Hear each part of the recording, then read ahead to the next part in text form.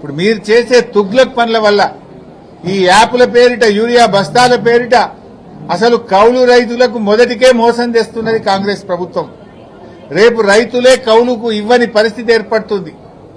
రైతులకు కౌలు రైతులకు మధ్య పంచాయతీ పెడుతుంది ఇలా కాంగ్రెస్ ప్రభుత్వం. ఈ యూరియా కోసం ఎన్నిసార్లు తిరగాలి?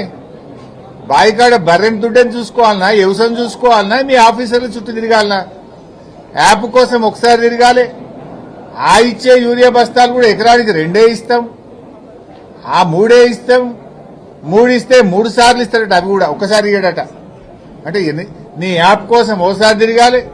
ఆ ఇచ్చే 3 బస్తాలకు మొదలొక బస్తా, మధ్యలో ఒక బస్తా, పొట్టకొచ్చినాక ఒక బస్తా. అంటే ఇక రవాణా ఛార్జీలు, ఆటోలు, బస్ కిరాయిలు పెరుగుతాయి. ఇప్పటికే బస్ ఛార్జీలు డబుల్ చేసిన మగవాళ్లకు. బస్ ఛార్జీలు రేవంత్ రెడ్డి వచ్చిన 2 సంవత్సరాల్లో 2 అంతలైనాయి బస్ ఛార్జీలు. అంటే నువ్వు ఆఫీసర్ల చుట్టూ తిరగాలి తప్ప వ్యవసాయం చుట్టూ తిరగాల్సిన అవసరం లేదా? రైతుల్ని మొన్ననే యూరియా బస్తాల కోసం 10 సార్లు లైన్లో నిలబెడితే ఒక్కొక్క బస్తా ఇచ్చినావు. ఇప్పుడు యూరియా సరఫరా చేతగాక యూరియా ఎగబెట్టడం కోసం ఇవాళ కేంద్ర రాష్ట్ర ప్రభుత్వాలు 2 కలిసి రైతుల ఉసురు పోసుకుంటున్నాయి.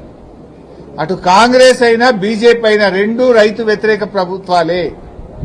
ఇద్దరూ కలిసి రైతుల ఉసురు పోసుకుంటున్నారు. ఈ యాప్లు మ్యాప్ల పేరిట యూరియా సరఫరాను తగ్గించే ప్రయత్నం చేస్తున్నారు.